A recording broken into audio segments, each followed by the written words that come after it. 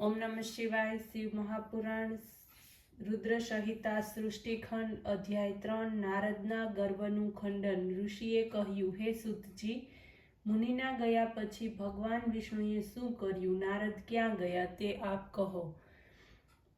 વ્યાસ બોલ્યા, પુરાણોમાં ઉત્તમ સૂત પુરાણીજીના વચનો સાંભળીને શિવના સ્તુતિ વાક્યો વડે પ્રણામ કરતા તે કહેવા લાગ્યા। નારદ જ્યારે પોતાની મેળે ત્યાંથી ચાલતા થયા ત્યારે શિવની ઈચ્છાને આધીન થઈને વિષ્ણુએ માયાને પ્રેરણા કરી તેણે મુનિના માર્ગમાં નગર રચ્યું। આ નગર 100 યોજનના વિસ્તારવાળું તેમજ મનોહર હતું, અનેક વસ્તુઓથી શોભતું હતું। શીલનિધિ નામનો રાજા ત્યાં રાજ્ય કરતો હતો। શીલનિધિને એક કન્યા હતી, તે અત્યંત સુંદર અને ગુણવાન હતી। તે દિવસે તેનો સ્વયંવર હતો। દૂર દૂરના રાજકુમારો તેને પ્રાપ્ત કરવાને માટે આવ્યા હતા। નગરને શણગારવામાં આવ્યું હતું। આ દેખી નારદજી રાજમહેલની તરફ નીકળ્યા। દેવર્ષિ નારદને જોઈ રાજાએ પ્રણામ કર્યા, રાજ્ય સિંહાસન પર બેસાડ્યા, વિધિપૂર્વક અનેક પ્રકારે તેમનો સત્કાર કર્યો। રાજાએ કન્યાને બોલાવી, કન્યાએ નારદજીને પ્રણામ કર્યા। નારદજીએ વિનમ્રતાથી પૂછ્યું, આ કન્યાને કેવો પતિ મળશે? કન્યાનું સૌંદર્ય અને ગુણ જોતા નારદજી કામનાથી અભિભૂત થઈ ગયા। તેના ઉપર મોહિત થતા તેમણે કહ્યું, હે રાજા, તમારી કન્યા સૌભાગ્યશીલ છે, તેનો યોગ લક્ષ્મી સ્વરૂપ છે, તેનો પતિ વિષ્ણુ જેવો જ સર્વગુણ સંપન્ન હશે। આ પ્રમાણે આશીર્વાદ આપી નારદ ચાલતા થયા। તેમના મનમાં કન્યા માટે પ્રબળ અભિલાષા ઉત્પન્ન થઈ। પોતાના સાધુ સ્વરૂપનો ખ્યાલ આવતા તેમને વિચાર આવ્યો કે અન્ય સ્વરૂપવાન રાજકુમારોની આગળ તે કન્યા મારું વરણ કેવી રીતે કરશે? મારામાં તો આટલું રૂપ છે જ નહીં, ત્યારે આ કન્યા મારા ઉપર કેવી રીતે મોહ પામશે? આ વિચારતા તેમને એક ઉપાય સૂઝ્યો, હું તો વિષ્ણુનું રૂપ લઈ લઉં તો કેવું? તેથી મારું કામ થઈ જશે। જયશ્રી પોતાના સિવાય અન્યને નહીં મળી શકે। આ પ્રમાણે વિચાર કરતા તે વિષ્ણુલોકમાં પહોંચ્યા। ભગવાન વિષ્ણુને સઘળી હકીકત કહી સંભળાવી। તેમણે કહ્યું, મારી ઈચ્છા તેની સાથે લગ્ન કરવાની છે, તેથી દયા કરીને આપના સ્વરૂપનું દાન મને કરો, જેનાથી કામ થઈ જાય। આ કૃપાને માટે હું આપનો હંમેશા કૃતજ્ઞ રહીશ। નારદના આ વચનો સાંભળીને ભગવાન વિષ્ણુએ તેમને આશ્વાસન આપ્યું કે હું આપનું બધી રીતે કલ્યાણ અને હિત કરીશ। ત્યાર પછી ભગવાન વિષ્ણુએ નારદને કહ્યું, જાઓ, હરિરૂપ આપી દીધું। આ પ્રમાણે કહીને નારદને વિદાય કર્યા। ભગવાને વાનર રૂપ આપ્યું। હરિ એટલે વાનર। આ રૂપ આપવામાં નારદ પ્રત્યે વિષ્ણુની કલ્યાણ ભાવના કામના જ હતી। જે પ્રમાણે વૈદ રોગીના હિતને માટે કડવી ઔષધિ નિસંકોચ આપે છે, તે રીતે નારદજી આ મર્મને સમજ્યા નહીં। તેઓ તો મનમાં ખુશખુશાલ થતા હતા। પોતાને સર્વશ્રેષ્ઠ સમજતા તે જલ્દી સ્વયંવરમાં આવ્યા।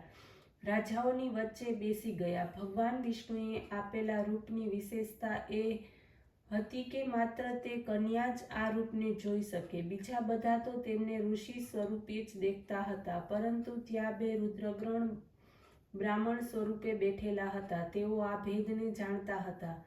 રાજકુમારી જયમાળા લઈને નીકળી નારદની પાસે આવી। નારદજીએ વાનર રૂપના સ્વરૂપમાં બેઠેલા જોઈને તેને ક્રોધ આવ્યો। તે તેમની પાસે આવી જ નહીં। કન્યાએ પોતાને યોગ્ય પતિ ન દેખાયો, તે ઉદાસ બની ગઈ। પરંતુ તે દરમિયાન ભગવાન વિષ્ણુ રાજાના રૂપમાં ત્યાં આવ્યા। તેમનું વિષ્ણુ રૂપ કોઈને દેખાતું ન હતું, માત્ર કન્યા જ તે રૂપ જોતી હતી। વિષ્ણુ ભગવાનના સુંદર મનોરમ સ્વરૂપને જોતા જ કન્યાએ પોતાની વરમાળા તેમના ગળામાં આરોપી। ભગવાન વિષ્ણુ તે કન્યાને લઈને અંતર્ધ્યાન થઈ ગયા અને પોતાના લોકમાં ચાલ્યા ગયા। નારદજી અને બીજાઓ નિરાશ થઈને ચાલતા થયા। બ્રાહ્મણ રૂપ ધારી 2 રુદ્રગણો તેમની પાસે આવ્યા અને નારદજીને હસતા હસતા કહેવા લાગ્યા, હે મુનિ, આપ વાનરના રૂપે સુંદરીને કેવી રીતે પ્રાપ્ત કરવાની ઈચ્છા રાખો છો? નારદજી ચોંકી ઉઠ્યા। તેમને વિશ્વાસ ન આવ્યો, પરંતુ જ્યારે દર્પણમાં પોતાનો ચહેરો જોયો તો તેમને લજ્જા આવી ગઈ। મનમાં ને મનમાં તે ભગવાન વિષ્ણુ ઉપર ક્રોધે ભરાયા। તે રુદ્રગણો ઉપર પણ ગુસ્સો થયો। પોતાની મજાક ઉડાવવા માટે તેમને રાક્ષસ થઈ જવાનો શ્રાપ આપ્યો. અધ્યાય 4 નારદજીનો ક્રોધ. ઋષિઓ આ આખ્યાન સાંભળીને સૂત પુરાણીજીને પૂછવા લાગ્યા, પછી નારદ ક્યાં ગયા અને તેમણે શું કર્યું? સૂત પુરાણીજીએ કહ્યું, રુદ્ર ગણોને શાપ આપી નારદજી સરોવર ઉપર આવ્યા અને જળમાં પોતાની પૂરી આકૃતિ વાંદરાની જોઈને બળી ઉઠ્યા. ગુસ્સામાં વિષ્ણુલોક ઉપર પહોંચ્યા. તે આ રહસ્યને સમજી શક્યા નહીં. તેઓ તો માત્ર તેમ જ જાણતા હતા કે આ વિષ્ણુનું કપટ છે. ક્રોધના આવેશમાં કહેવા જેવું ના કહેવા જેવું ઘણું બધું સંભળાવ્યું. તમે હંમેશા કપટી છો, કોઈની ખુશી કે આનંદ જોઈ શકતા નથી. જાઓ, જે પ્રમાણે મને સ્ત્રી કલેશથી વિહવળ કર્યો છે, પોતે સ્વયં કપટી રાજાનો વેશ ધારણ કર્યો છે, જાઓ એ જ રીતે તમારે રાજા થવું પડશે અને સ્ત્રીના વિયોગમાં દુઃખથી વિહવળ થશો. મને જે વાનરનું સ્વરૂપ આપ્યું હતું તે વાનરો જ તમને સહાય કરનારા થશે. ભગવાન વિષ્ણુએ તેમનો આ શ્રાપ ભગવાન શિવની ઈચ્છાને જાણીને સહર્ષ સ્વીકારી લીધો. ભગવાન શિવે પછી પોતાની માયા હટાવી લીધી. વિષ્ણુની સાથે જે કન્યા હતી તે અદૃશ્ય થઈ ગઈ. ભગવાન વિષ્ણુ અને નારદ પોતાના વાસ્તવિક રૂપમાં આવી ગયા. નારદનો વિવેક જાગૃત થયો, માયા ચાલી ગઈ. હવે પશ્ચાતાપ થવા લાગ્યો. આ મેં શું કર્યું? પોતાના મનમાં જ દુઃખી થવા લાગ્યા. મેં શિવ માયાથી મોહિત થઈને મોટો અપરાધ કર્યો. હું ઘોર નરકમાં પડીશ. હે ભગવાન, એવો ઉપાય કરો જેનાથી આ શ્રાપ અસત્ય થાય, પાપથી છુટકારો થાય. હવે આ યાતનાથી આપ જ બચાવો.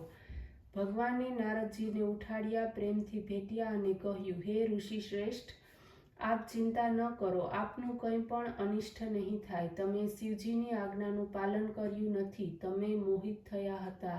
હે દેવશ્રી, ભગવાન શિવ જ સર્વેશ્વર અને જગદીશ્વર છે. સત્યરૂપ છે, સત્વ રજ તમથી પર, નિર્ગુણ, નિરાકાર અને પરમાત્મા છે. તે જ પોતાની માયાથી બ્રહ્મા, વિષ્ણુ અને રુદ્રમાં પ્રગટ થયા છે. તેમની આજ્ઞાથી બ્રહ્મા સૃષ્ટિ કરે છે. હું સૃષ્ટિનું પાલન કરું છું અને તે સ્વયં સૃષ્ટિનો સંહાર કરે છે.